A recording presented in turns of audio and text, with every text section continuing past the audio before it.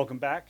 This video covers the Doghouse job that is discussed in the labs in class. As the first job or program that you will be creating, I thought it might be nice to have this so that you can go back and compare it to what you saw demonstrated. So we go job, and I've already created a demo job to put it in. Turn on our servos.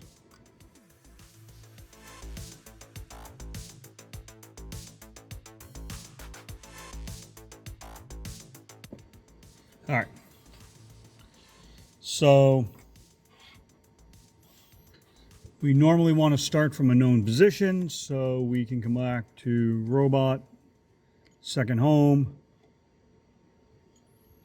move back up there, let the robot unwind itself, and then changing back to joint, I want to have this point roughly down. You don't have to kill yourself on how perfectly down it is. If you are feeling a little OCD, you can go to angle here and drop our speed. And we can set that to pretty darn close to 90.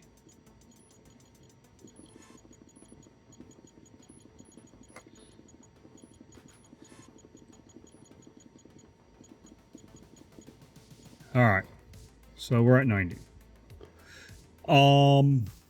Remember, job always gets us back to our job. I'm going to set this back to Cartesian. I find it's easier to run in Cartesian than it is in joint mode most of the time. This is going to be our start position. You'll note that because I was doing other stuff, my move J value is set to something other than 0.78, which is the default. So I'm going to move that or set that back to 0.78, and I'm going to select that as a joint motion with that velocity.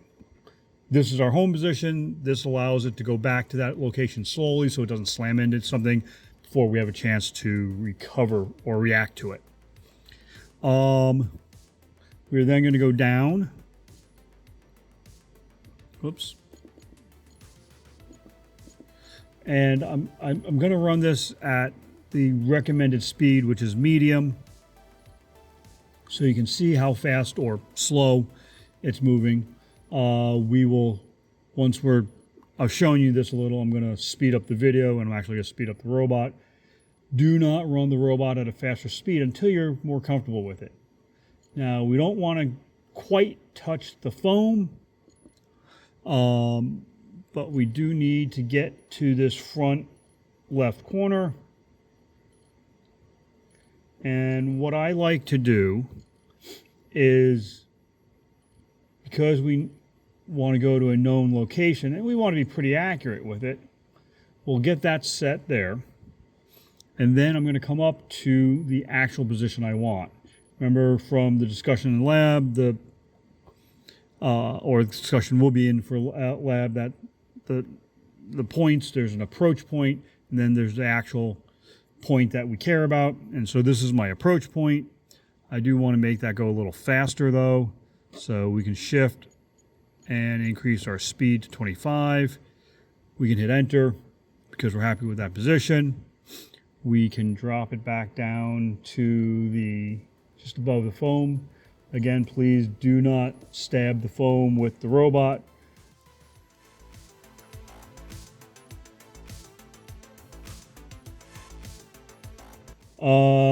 So we're happy with that position. We're going to do this as a linear motion.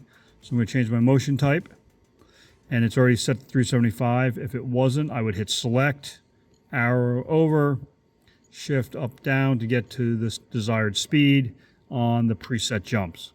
So we're good with that there. Accept that. We are going to come across.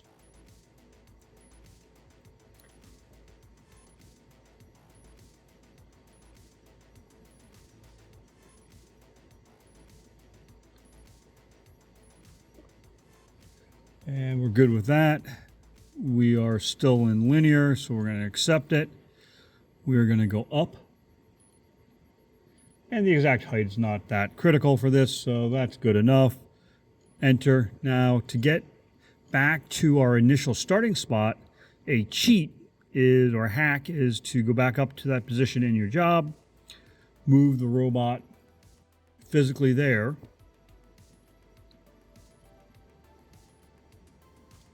and then in your job come back down to where you want to insert that point and hit enter.